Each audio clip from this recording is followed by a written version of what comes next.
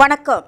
புதுவை மற்றும் அதனை சுற்றியுள்ள பகுதிகளில் நடைபெற்ற பல்வேறு நிகழ்வுகளை விரிவாக காண்பதற்கு முன்பு தலைப்புச் செய்திகளை காண்போம்.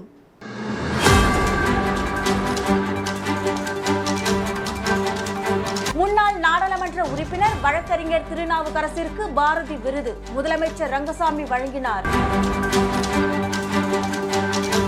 மக்களின் கோரிக்கைகளை தொடர்ந்து நிறைவேற்றி வருகிறார் காங்கிரஸ் சட்டமன்ற கட்சித் தலைவர் வைத்தியநாதன். தொகுதி மக்கள் நேரில் வாழ்த்து. மறைந்த முன்னாள் பிரதமர் மன்மோகன் சிங்கிற்கு அஞ்சலி. லாஸ்பேட்டை தொகுதி காங்கிரஸ் சார்பில் அனுசரிப்பு.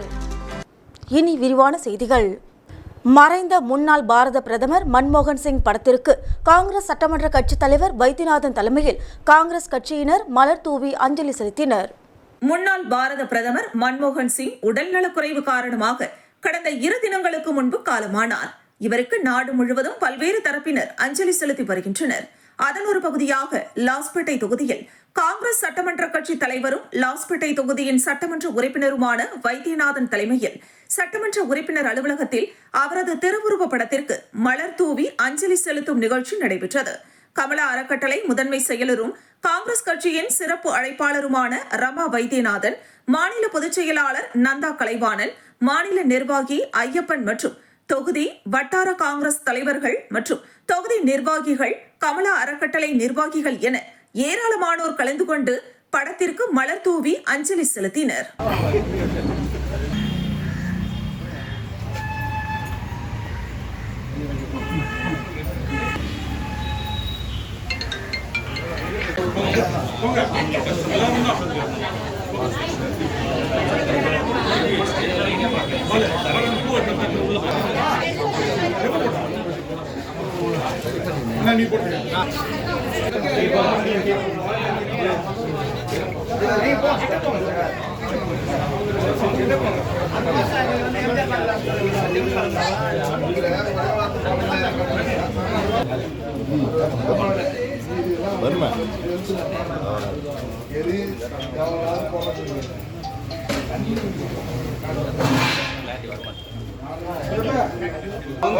முன்னாள் பிரதமர் டாக்டர் மன்மோகன் சிங் புகழ்.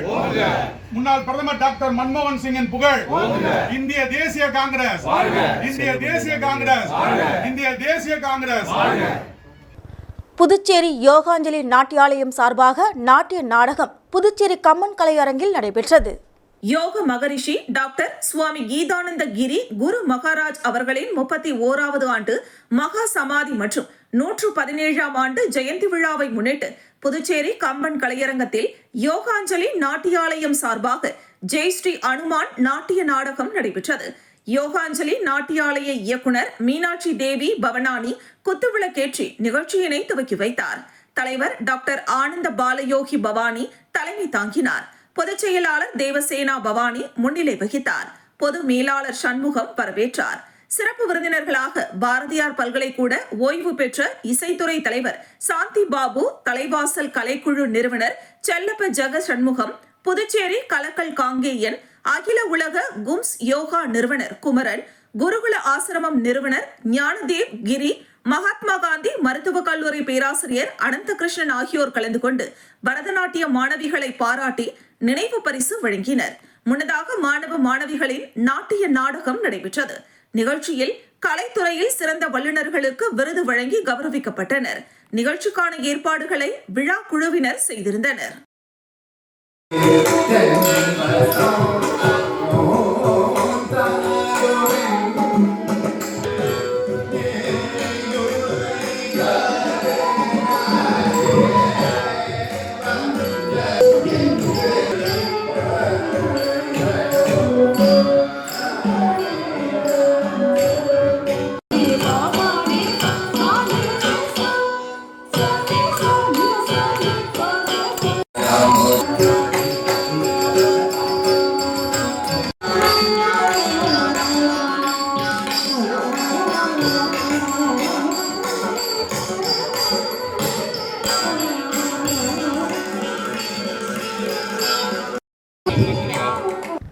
அசோக் நகர் தொல்காப்பியர் வீதி மக்களின் நீண்ட நாள் கோரிக்கையான சிமெண்ட் சாலை அமைக்கும் பணியினை விரைந்து செயல்படுத்தி கொடுத்த தொகுதியின் சட்டமன்ற உறுப்பினர் வைத்தியநாதன் அவர்களுக்கு அப்பகுதியை சேர்ந்தவர்கள் நேரில் சென்று வாழ்த்து தெரிவித்தனர். புதுச்சேரி லாஸ்பேட்டை சட்டமன்ற உறுப்பினரும் காங்கிரஸ் சட்டமன்ற கட்சி தலைவருமான வைத்தியநாதன் அவர்கள் சட்டமன்ற உறுப்பினராக பொறுப்பேற்றது முதல் அவரது தொகுதியில் பல்வேறு நலத்திட்ட உதவிகளை தனது தொகுதி மக்களுக்கு செய்து வருகிறார். மேலும் தேர்தல் சமயத்தில் வாக்குறுதி அளித்தது போல பல்வேறு இடங்களில் சாலை செப்பனிடும் பணிகள் மற்றும் வாய்க்கால்களை தூர்வாரும் பணிகள், புதிய வடிகால் வாய்க்கால்கள் அமைத்தல் என பல்வேறு பணிகளை அரசாங்கத்திடம் பேசி தனது தொகுதி மக்களுக்கு கிடைக்க வேண்டிய அனைத்து விதமான அரசின் சலுகைகளை பெற்று அதனை உடனுக்குடன் செயல்படுத்தி வருகிறார். அந்த வகையில் லாஸ்பேட்டை தொகுதிக்குட்பட்ட அசோக் நகர் தொல்காப்பியர் வீதியில் சிமெண்ட் சாலை அமைக்க வேண்டுமென அப்பகுதி மக்களின் நீண்ட நாள் கோரிக்கையாக இருந்தது. இந்த கோரிக்கையை ஏற்று உடனடியாக அதிகாரிகளை அணுகி அப்பகுதியில் சிமெண்ட் சாலை அமைக்கும் பணிகளை விரைவாக முடித்துக் கொடுத்தார். இதனால் அப்பகுதியை சேர்ந்தவர்கள் தொகுதியின் சட்டமன்ற உறுப்பினர் வைத்தியநாதன் அவர்களை நேரில் சந்தித்து தங்களது வாழ்த்துக்களையும் நன்றிகளையும் தெரிவித்தனர். இந்த நிகழ்ச்சியில் அசோக் நகர் தொல்காப்பியர் வீதியை சேர்ந்த ஆண்டனி சகாயராஜ், ஆனந்த், அலெக்ஸ் லியஸ், நாகஜோதி, அஷ்ரப், முருகன், கல்யாணராமன் ஆகியோர் உடனிருந்தனர்.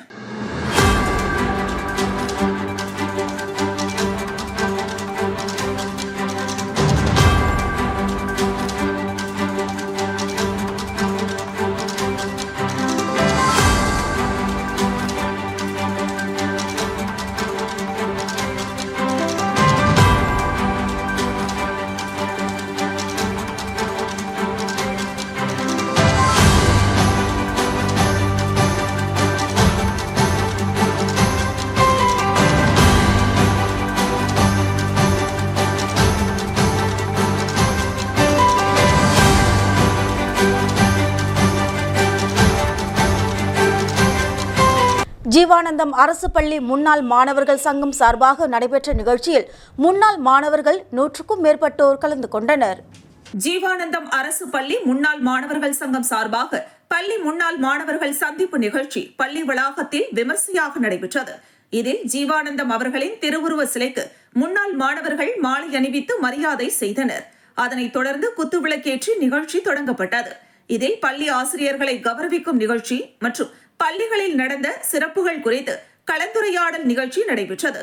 அதனைத் தொடர்ந்து 2025ஆம் ஆண்டிற்கான மாத கேலண்டர்கள் முன்னாள் மாணவர்களுக்கு வழங்கப்பட்டது. இவர் வகுப்பறையில் மாணவர்கள் எப்போதும் மகிழ்ச்சியுடன் இருப்பார்கள். மிகவும் கண்டிக்கத்தக்கவர், கண்டிப்புடன் இருப்பவர்.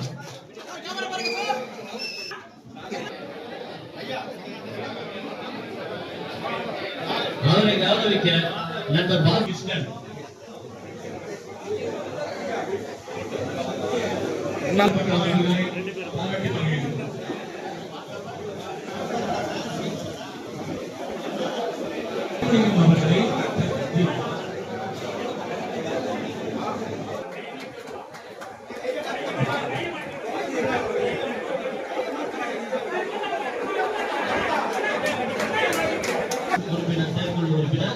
நண்பர் ஆதிகராஜாவை நிலைநிறுத்துமாறு கேட்டுக்கொள்கிறோம்.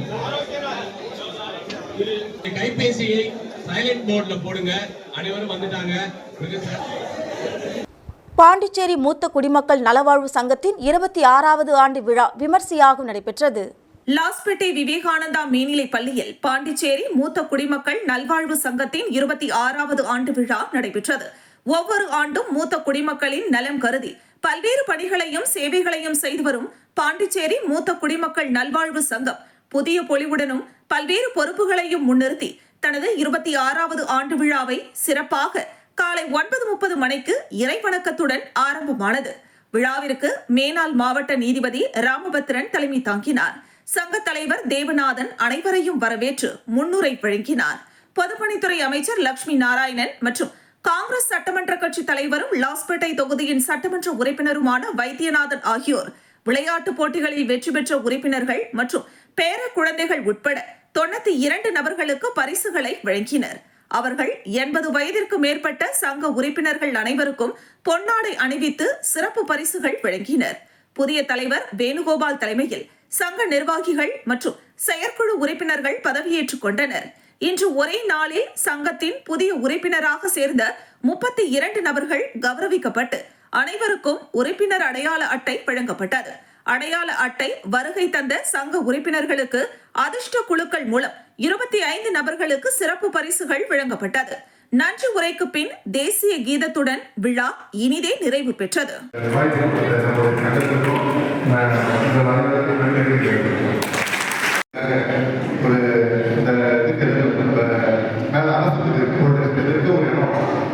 ஒரு 3000 ஸ்கொயர் ஃபீட்ல இடம் ஒதுக்கி இப்போ வேலை பார்த்துட்டு இருக்கிறோம்.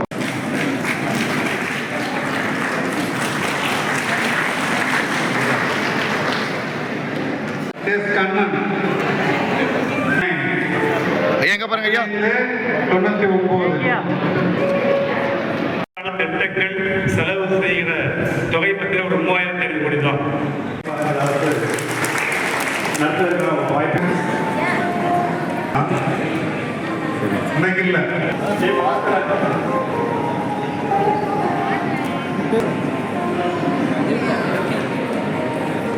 புத்தாண்டுக்கு முந்தைய இறுதி வாரம் என்பதால் புதுச்சேரியில் ஏராளமான சுற்றுலா பயணிகள் குவிந்ததால் போக்குவரத்து நெரிசல் ஏற்பட்டது.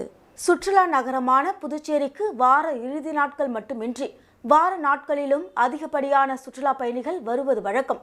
இந்நிலையில் புத்தாண்டின் முந்தைய வாரம் என்பதால் கர்நாடகா உள்ளிட்ட பல்வேறு மாநிலங்களில் இருந்து ஏராளமான சுற்றுலா பயணிகள் புதுச்சேரிக்கு வருகை புரிந்துள்ளனர். இதன் காரணமாக கடற்கரையில் சுற்றுலா பயணிகள் மற்றும் பொதுமக்கள் கூட்டம் அலைமோதியது. மேலும் நகரின் பல்வேறு முக்கிய சந்திப்புகளிலும் போக்குவரத்து நெரிசல் ஏற்பட்டது. மேலும் புத்தாண்டை வரவேற்கும் வகையில் நட்சத்திர விடுதிகளில் மின் விளக்குகளால் அலங்கரித்து வைக்கப்பட்டுள்ளன.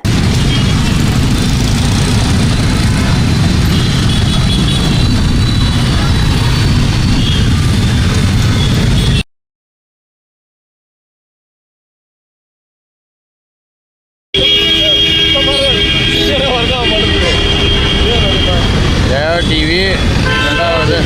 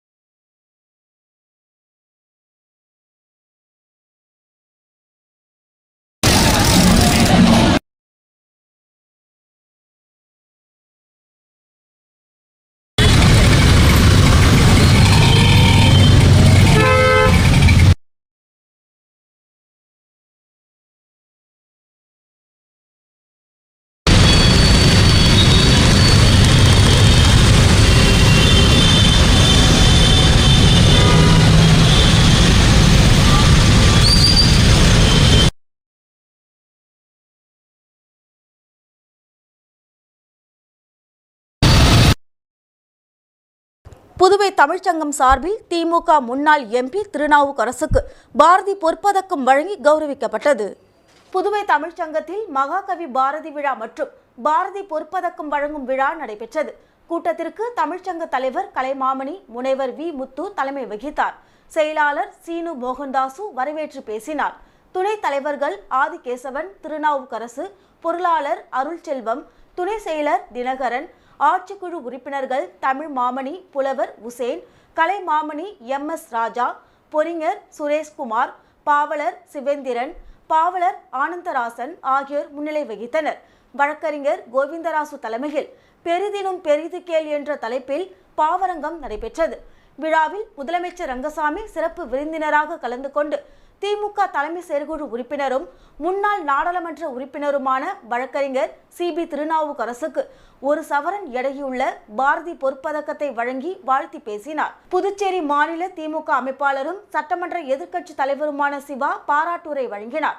பாரதி பொற்பதக்கம் பெற்றுள்ள வழக்கறிஞர் CB திருநாவுக்கரசுக்கு திமுக சார்பில் 2022ஆம் ஆண்டு நடைபெற்ற கழக முப்பெரும் விழாவில் கழக தலைவர் MK ஸ்டாலின் திருக்கரங்களால் பாவேந்தர் பாரதிதாசன் விருது பெற்றவர் என்பது குறிப்பிடத்தக்கது.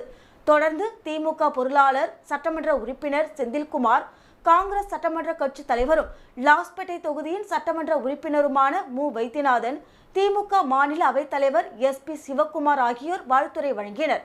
இந்த விழாவில் பொதுப்பணித்துறை கண்காணிப்பு பொறியாளர் பொறிஞர் பாலசுப்ரமணியன், திமுக தலைமை செயற்குழு உறுப்பினர் சன் குமரவேல், பொதுக்குழு உறுப்பினர் எஸ். கோபால், ராமசாமி, செல்வநாதன், அமுதாகுமார், நர்கீஸ், தொகுதி செயலாளர்கள் நடராஜன், சக்திவேல், மணிகண்டன், மாநில மாணவர் அணி அமைப்பாளர் வழக்கறிஞர் எஸ். பி. மணிமாறன், வழக்கறிஞர் அணி அமைப்பாளர் பரிமளம். அந்த வகையிலே மாண்புமிகு முதல்வர் அவர்கள் வந்திருந்து இந்த பொற்பதக்கத்தை அவர்கள் கையால் வழங்கினார்கள். அது யாருடைய முன்னிலையில் என்று சொல்ல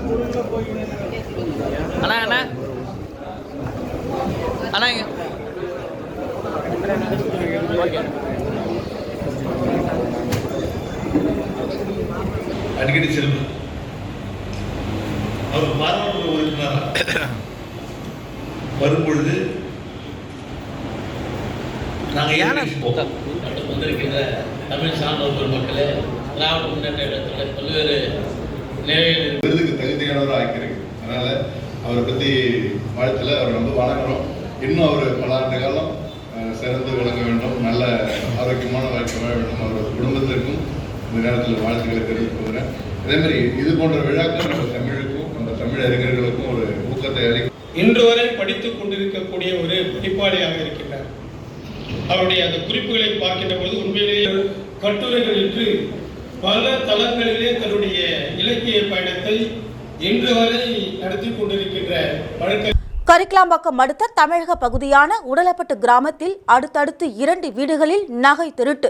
மர்ம நபர்கள் வீட்டு உரிமையாளரை தாக்கிவிட்டு சென்றதால் பரபரப்பு. கரிக்கலாம்பாக்கம் அடுத்துள்ள தமிழக பகுதியான கடலூர் மாவட்டம் வடக்கு ஒன்றியத்திற்கு உட்பட்ட குமாரமங்கலம் ஊராட்சிக்கு உட்பட்ட உடலப்பட்டு கிராமத்தை சேர்ந்தவர் விவசாயி சம்பத். இவரது மனைவி சரசு. இவர்களுக்கு 3 பெண் பிள்ளைகள். அவர்களுக்கு திருமணமாகி வெளியில் உள்ளனர். ஒரு பெண் மட்டும் இவருடன் இருந்து வந்தார். கணவன், மனைவி மற்றும் மகள் 3 பேர் மட்டுமே வீட்டில் இருந்துள்ளனர்.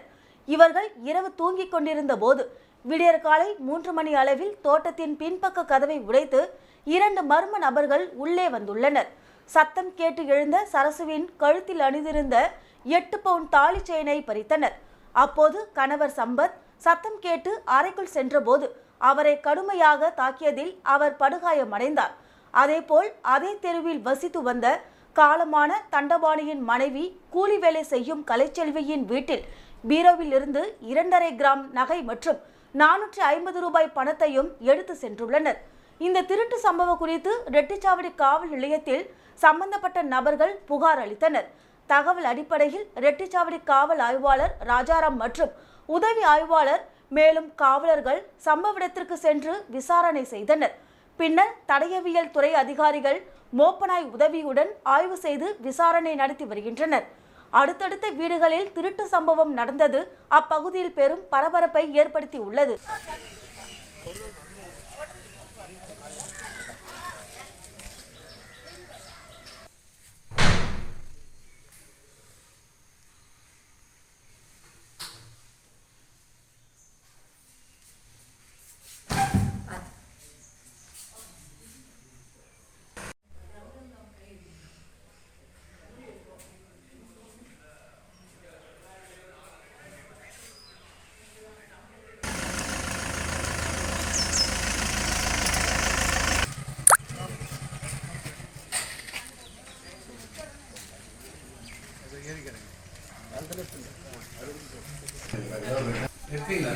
பணம் வச்சிருக்கீங்களா?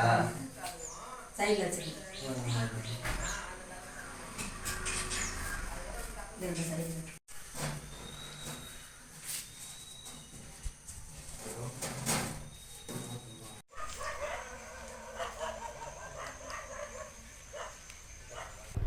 உலக நன்மை வேண்டி 100க்கும் மேற்பட்ட பக்தர்கள் நாம சங்கீர்த்தனைகள் பாடியவாறு புதுச்சேரியிலிருந்து பஞ்சவடி ஆலயத்திற்கு பாத யாத்திரை மேற்கொண்டனர். புதுச்சேரி ஸ்ரீ வெங்கடாஜலபதி பஜனை கூடம் சார்பில் ஆண்டுதோறும் உலக நன்மை வேண்டி புதுச்சேரியிலிருந்து பக்தர்கள் விழுப்புரம் மாவட்டம் பஞ்சவடியில் உள்ள பஞ்சமுக ஆஞ்சநேயர் ஆலயத்திற்கு பாத யாத்திரை செல்வது வழக்கம். அதன்படி 21ஆம் ஆண்டாக புதுச்சேரி காந்தி வீதியில் உள்ள பெருமாள் கோவிலில் இருந்து 100க்கும் மேற்பட்ட பக்தர்கள் நாம சங்கீர்த்தனைகள் பாடியவாறு பாத யாத்திரையாக புறப்பட்டு சென்றனர். இதனை சட்டமன்ற உறுப்பினர் ராமலிங்கம், திமுக கதிர்காமம் தொகுதி செயலாளர் வடிவேல், ஆதி திராவிட நலத்துறை இயக்குனர் இளங்கோவன் ஆகியோர் கலந்து கொண்டு கொடியசைத்து தொடங்கி வைத்தனர். மேலும் இதில் 100க்கும் மேற்பட்ட பக்தர்கள் பஜனை பாடியபடி பாத யாத்திரை சென்றனர். மீண்டும் தலைப்புச் செய்திகள்.